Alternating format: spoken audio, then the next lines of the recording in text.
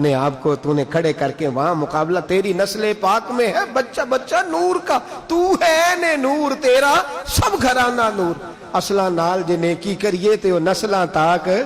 دیکھیں نا حضور کے پاس حبشہ سے مہمان آئے حبشہ سے مہمان آئے نبی پاک نے خود خیمہ گاڑا میخیں لگا کے قلے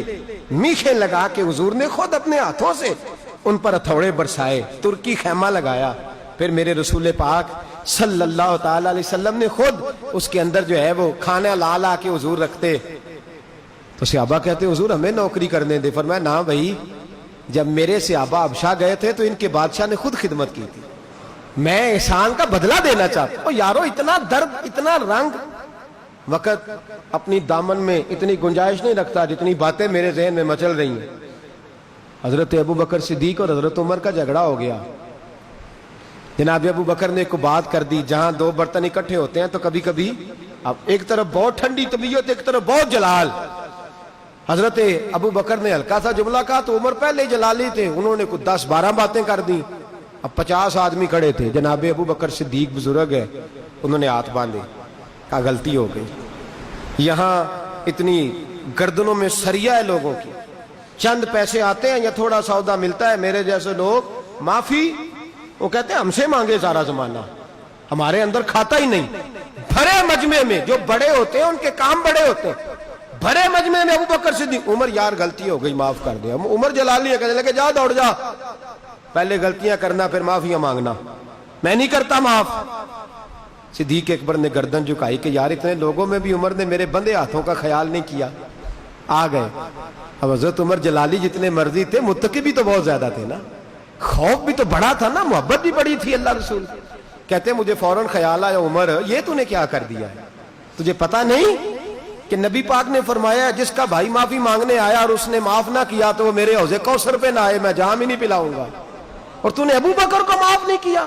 کہتے میں دوڑا ان کے گھر گیا دروازے پہ دستک دی ابو بکر کدھر ہے ان کی زوجہ کہنے لگی تو صبح سے نہیں گھر آئے فرماتے ہیں میری ٹانگیں کانپنے لگی بجلیاں کیوں بھائی آپ کیوں ڈر رہے ہیں فرمانے لگے جب ابو بکر گھر نہیں ہوتے تو دروازہ رسول پہ ہوتے تو ساری بات بتا دی ہوگی کیا بنے گا فرماتے ہیں میں مسجد میں پہنچا نبی پاک نماز پڑھا کے نہ کعبے کو پشت ہے اتحیات کی حالت میں بیٹھے اور سامنے سیدنا صدیق اکبر گھٹنے ٹیکے اتحیات کی حالت میں بیٹھے فرماتے ہیں میں پہنچا لیکن گرا جون کی نگاہ سے سنبھل نہیں سکتا دعا کریا کرو سنگیوں کتے مرشد نہ رس جاؤ دے دنہ دے پیر رس جان دے او جیوندے بھی مرے رہن دے فرماتے ہیں پہنچا تو نظر حضور کی نیچے السلام علیکم چل گال نہ کر دو نظر ہی ملا جان دو کہتے ہیں السلام علیکم کہا تو حضور نے نا وعلیکم کہا پر نظر نہیں اٹھائی عمر کہتے ہیں میں بیٹھ گیا اب دل میں سوچنے لگا ہوں حضور ڈانٹیں گے تو میں ابو بکر کے پیر پکڑ لوں گا پھر بھی حضور نہیں مانیں گے تو میں عثمان اور علی کو بلا کے لاؤں گا میری سفارش کریں میں بلال کی میں اپنے دل میں کہہ رہا ہوں جرم بہت زیادہ ہے حضور جو بھی کہیں گے میں فوراً آج منا کے اٹھوں گا بڑا پریشان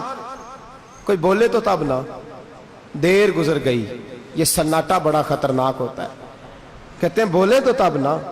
جب وہ بولے نہ تو پھر کوئی بڑی بات ہے پھر بڑی بات فرماتے ہیں بولتے ہی نہیں دیر ہو گئی تو میں ہی بولا میں نے کہا حضور غلطی میری تھی توجہ ہے آپ حضرات کی ذرا اندازہ کیجئے گا حضور جب ابو بکر نے معافی مانگی تھی تو مجھے معاف کر دینا چاہیے حضور غلطی ہو گئی فرماتے ہیں نبی پاک نے میری طرف دیکھا اور جب میری طرف حضور نے دیکھا تو نبی پاک کی آنکھوں میں آنسو آ گئے حضور نے فرمایا عمر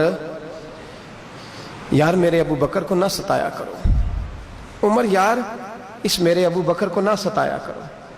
پھر حضور نے فرمایا عمر تیرے ہاتھ میں ننگی تلوار ہوتی تھی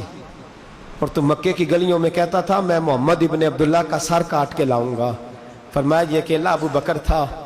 جو سینہ کھول کے کہتا تھا کہ میری لاج سے گزرے گا تو مصطفیٰ تک پہنچے گا فرمایا اس کے احسان مجھے یاد ہے اصلہ نال جے نیکی کریے تے نسلاں تاک میرے عزیزو میرے رسول کریم صلی اللہ علیہ وسلم کا انداز دیکھیں حضرت عمر فرمایا کرتے تھے مجھے سمجھ آ گئی کہ ابو بکر کا مقام کیا ہے جناب عائشہ فرماتی ہیں کہتی ہیں اکثر گھر میں جناب ختیجہ کا ذکر ہوتا تھا. حضور کی پہلی زوجہ ہیں, وصال کر گئی ہیں, زمانہ بیت گیا, اکثر حضور ختیجہ ختیجہ کرتے. ایک دن گوشت لائے, مجھے دیا, میں صاف کرنے لگی, کہا ذرا شوربہ زیادہ کرنا. میں نے فوراً کہا یا رسول اللہ مہمان آئیں گے کوئی؟ تو نبی کریم علیہ السلام نے فرمایا نہیں مہمانوں نے تو نہیں آنا. تو حضور پھر زیادہ شوربہ. فرمایا پتہ چلا ہے مدینے میں ختیجہ کی کچھ سہیلیاں آئی ہیں, ان کو سالن بھیجوں گا, ختیجہ کی سہیلیاں. تو حضرت عائشہ کہتی ہیں مجھے رشک آیا, میں نے گردن چکا کے نا تو جچے تلے جملے, محتاط لفظ, بڑی احتیاط سے بولے, دربار نبوت ہے نا یہ, اے پائے نظر ہوش میں آ, یہ کوب نبی ہے. بڑے جچے تلے سوچ سمجھ کے جملے تراش کے. میں نے کہا حضور اللہ نے آپ کو جوان اور خوبصورت بیویاں دی ہیں, ختیجہ کا تو رنگ بھی اتنا گورا نہیں تھا, اور ختیجہ کی تو 2 دفعہ پہلے شادی بھی ہو چکی تھی, 15 سال عمر بھی زیادہ تھی. حضور آپ ختیجہ ہی کرتے رہتے. کہتی ہے میرا خیال تھا جواب آئے گا, لیکن نبی پاک تو جواب دیتے ہی نہیں. جیسے ہی میں نے چہرہ اٹھایا تو حضور کے چہرے پہ غصہ, اور نبی پاک بولے تو گویا فرمانے لگے عائشہ تو سکھوں کے وقت آئی ہے, سکھوں کے وقت آئی ہے. سودا افسر میمونہ تم سکھوں کے وقت آئی ہو, ختیجہ تو میری تکلیفوں کی ساتھی ہے, وہ میرے دکھوں کی ساتھی ہے. فرمایا اس نے میرے ساتھ کٹھن وقت گزارا, اس نے مشکلات میں میرے ساتھ وقت گزارا ہے, اس نے تنہائیاں بتائی ہیں, اس نے